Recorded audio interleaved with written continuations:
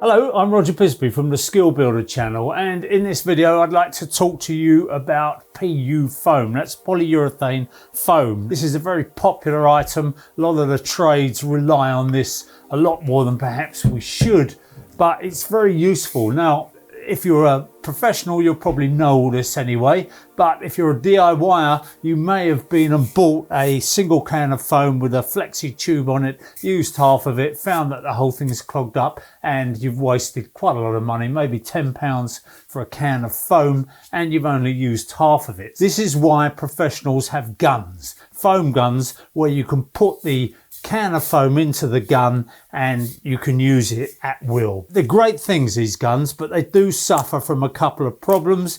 Everybody knows if you're a professional, you get one of these and they clog up. Now, you'll notice that this has got all kinds of foam leaking out the edges of it, and you'll also see that it's got foam around this nozzle here. Now, that's deliberate. I leave that foam on there because when I finish doing a foaming job, I find that if you clean it off, there is a chance that the air can get into that tube and start clogging the tube up further down. Foam cures on contact with moisture, and if there's moisture in the air, the foam will cure. But you can help the process by just getting a water bottle, a little spray bottle, and just spraying the area prior to working on it. So a little light spraying off, nothing too drastic, but if you can increase the humidity, if you can increase the moisture around the item you're working on, you will find that the foam will go off faster and it'll also expand more. This is just about coming to the end of its life, this can. I have undone these in the past and found that the can keeps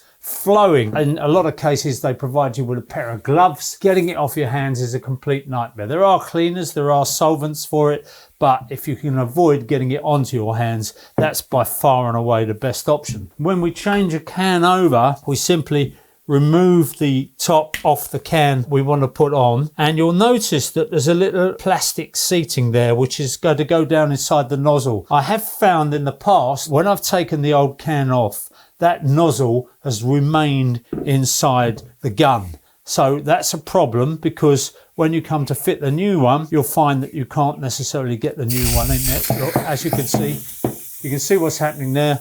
The propellant's coming off. If you get it in your eyes, it can cause real problems in your eyes. So best to wear a pair of glasses, safety glasses. So you'll see that the foam, the excess foam inside there, is coming out through the valve. It's probably going to set inside that valve unless I get a move on and get the new can on. There you are, look, it's coming out both ends now. So that's a good sign, because that means that all the foam that's in the tube hasn't set. But the other thing that you can get is the foam gun cleaner.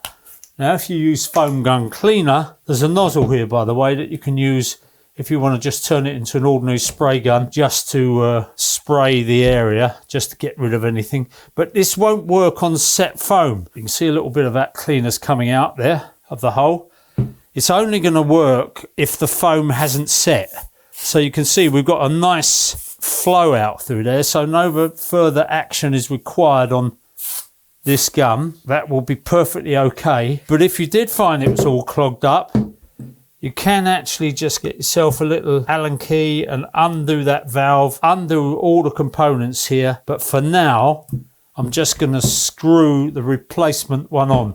So I've had a look inside there. It's clean. In other words, the valve on the top of the can is still on the can. We just screw the new one on. Once you've screwed it on, leave it on there. Don't keep taking it on and off. Having said that, if you're a DIYer and you're only going to use this, every few months or so, then there will be a good case for taking the can off, and there will be a good case for running the cleaner through the fluid, because unless you're using it every month on a regular basis, you will find that it will dry up inside there, it will set inside. We just undo the flow control, which is on the back here, to whatever we want, and as I say, a little bit of moisture on there always helps. But supposing we were sticking that there, you can see that's the first bit of cleaner coming out there, but now you can see we've got a nice even bead of foam all the way along there. You can see it's still running.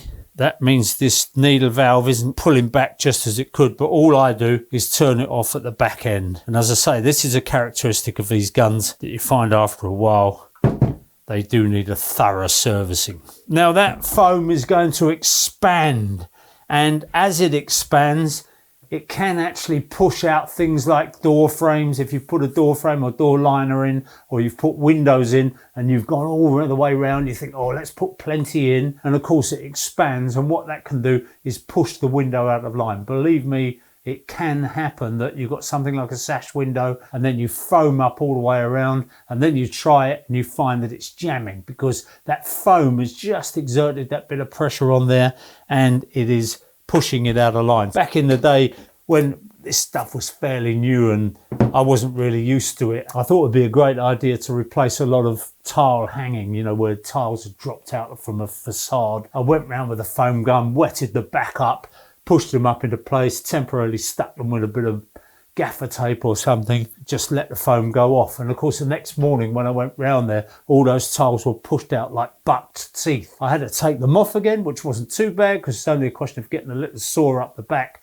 and you can cut this foam out very easily. I just reapplied it, but this time very sparingly, only a little dab on each one, and I found that that was perfectly adequate. So less is more in this case. Once the foam has set, you can work on the foam and you can cut the foam back. So if you're doing something like plastering or rendering over it, just squirt it in there, wait till it sets, and then just go around with a saw or something, just cut the face off it, and then you can plaster or render straight over it. It's easy enough to trim back, so you don't have to be that neat. If you do find that you've got a problem, I mean, if for example you've got a clogged up gun and you're cleaning it, you can actually get some PU foam remover. You basically paint that on in exactly the same way as you do with silicone remover. Worth having a little pot if you've got that kind of job, if you just want to clean a bit of foam. Some people just throw these guns away. I've thrown loads and loads of them away in the past. Some of the cheapest ones are not very good at all. And this has got a little bit of a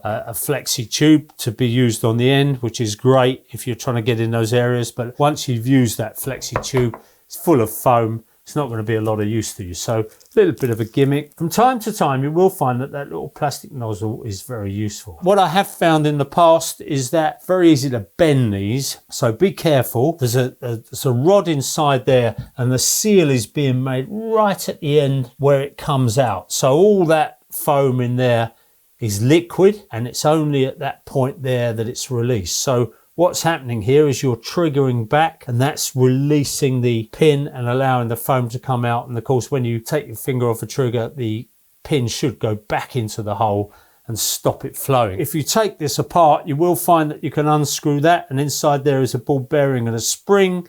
And also you can take the back end off here. There's a spring that comes out of the back end there. Chucking this in the back of my van and bending that arm slightly wasn't a great idea because it meant that the pin that goes through the middle was then catching on the tube and it wasn't releasing properly. So look after it. If you can find a safe place to keep it, I mean, if you're a tradesman and you've got to put it in your van, the last thing you want is one of these cans bursting in your van, because if that happens, it'll go all over the place. Now, Dan Cox gave me a good tip. He keeps his in a nice bag so that at least if it does burst, if anything does happen to it, it's self-contained within that bag, and all he's got to do is throw the whole bag away. If you've got any questions about this, just remember there are health warnings with this. You've got to use it in a well-ventilated room. If you're using it a lot, then it's a good idea to wear a really good mask, and also eye protection. Very, very important, the eye protection, because once you get this stuff in your eye, it is an extreme irritant. I don't mean just like a little bit of